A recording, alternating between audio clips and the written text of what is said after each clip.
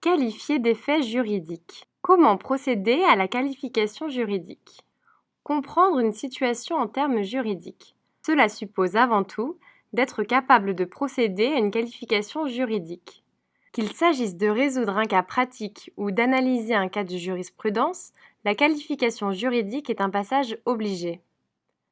Il s'agit en effet de dépasser l'approche anecdotique d'une situation pour l'appréhender dans sa dimension juridique. La qualification est indispensable pour rattacher la problématique concrète à un cadre juridique abstrait, c'est-à-dire aux règles de droit applicables. Conseil. Sans la qualification, on ne peut pas avancer de solutions correctement justifiées en droit. Méthodologie et application. Seul le respect d'une méthodologie maîtrisée permet ce travail de qualification. Plusieurs exercices peuvent être proposés et plusieurs étapes dans la mise en œuvre de la méthode pertinente. 1.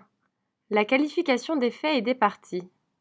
Dans n'importe quelle situation concrète soumise à l'analyse des élèves, il faut tout à la fois savoir qualifier les faits, c'est-à-dire les évoquer en termes de droit, qualifier les parties, c'est-à-dire leur attribuer un statut dans la situation étudiée. Cela suppose une lecture attentive de la situation afin de repérer la nature exacte des relations entre les personnes en cause, le rôle joué par chaque partie dans cette situation.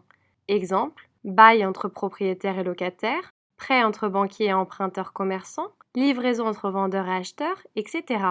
Conseil. La qualification exige le recours à un vocabulaire précis et rigoureux, ainsi que l'exploitation des références connues, si c'est possible, règles légales, jurisprudence. Pour qualifier les faits, la question à se poser est: sommes-nous en présence d'un fait juridique ou d'un acte juridique? Les actes juridiques sont des manifestations de volonté destinées à produire des effets de droit. Cette situation correspond notamment au contrat. Remarque: du fait de l'existence d'un acte juridique, des règles spécifiques s'appliqueront entre les parties, comme les règles de la responsabilité civile contractuelle. Les faits juridiques sont des agissements ou des événements auxquels la loi attache des effets de droit. Cette situation fait intervenir une personne seule ou des personnes n'ayant pas de lien juridique entre elles. Remarque: du fait de l'existence d'un fait juridique, des règles spécifiques s'appliqueront entre les parties, comme les règles de la responsabilité civile extra-contractuelle. 2. Les exercices de qualification. Premier cas pratique, la traduction en termes juridiques. On peut illustrer cette démarche à partir d'une situation pratique. Situation pratique, décrite en langage courant. Monsieur Pernaut habite un appartement qui lui appartient au rez-de-chaussée d'une maison. Comme celle-ci est assez mal insonorisée, Monsieur Pernaut souffre des désagréments que lui cause le propriétaire du dessus, Monsieur Capa, qui fait énormément de bruit, en exerçant sa profession de professeur de chant dans son appartement.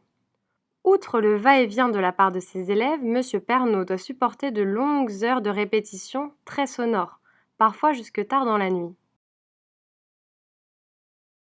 Situation qualifiée juridiquement. Le propriétaire d'un immeuble d'habitation subit un préjudice causé par l'usage qu'un propriétaire voisin fait de son bien.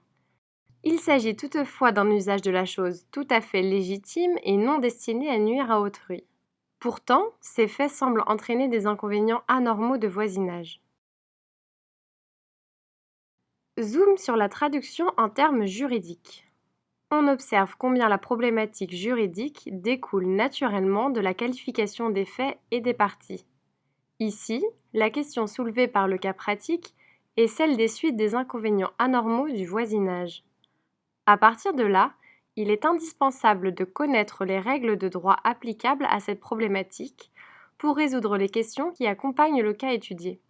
Exemple, la jurisprudence apporte des restrictions au droit de propriété fondées sur l'obligation de réparer le préjudice subi par les tiers, soit, en cas d'abus de propriété, si l'usage de la propriété n'a pour but que de créer un dommage au voisin, en dehors de toute utilité pour le propriétaire, en cas d'inconvénient du voisinage dépassant la norme de ce qui est admis de façon coutumière.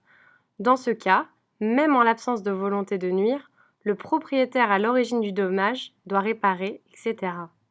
Dans l'affaire étudiée, le propriétaire exerce une activité légitime, mais exagérément gênante pour les voisins. Il est possible de le faire condamner, etc. Deuxième cas pratique, le raisonnement à contrario. Il est utile pour qualifier les rapports juridiques nés d'une situation, de les identifier avec précision. Cela doit parfois se faire en relevant la spécificité de ces rapports. Situation pratique décrite en langage courant. Madame Martre a acheté à un représentant de commerce une machine à café dont elle attend la livraison. Après discussion avec son mari, elle décide de revenir sur son achat. Monsieur Martre, artisan, lui a expliqué que les affaires vont mal et qu'il va falloir attendre des jours meilleurs. Il estime qu'il serait opportun que lui-même parvienne à annuler l'achat opéré à crédit hier d'une nouvelle machine. Situation qualifiée juridiquement, et à contrario. Une consommatrice, et non un professionnel, a conclu un achat à domicile, et non en magasin, constituant un contrat de consommation. Elle décide d'exercer son droit de rétractation et non de renégocier son engagement. Son mari a lui-même conclu un achat professionnel à crédit, non pas crédit à la consommation, et voudrait renégocier ce contrat, et non pas décider seul de se rétracter. Zoom sur la formulation à contrario. Elle permet de faciliter l'émergence des problématiques juridiques, en particulier lorsque des faits apparemment proches constituent des rapports très différents en droit et appellent l'application de règles divergentes. Exemple. À la suite d'un contrat de droit privé, la règle est celle de la force obligatoire du contrat. Seule la volonté commune des parties peut, en principe, défaire ce que l'accord de volonté a fait.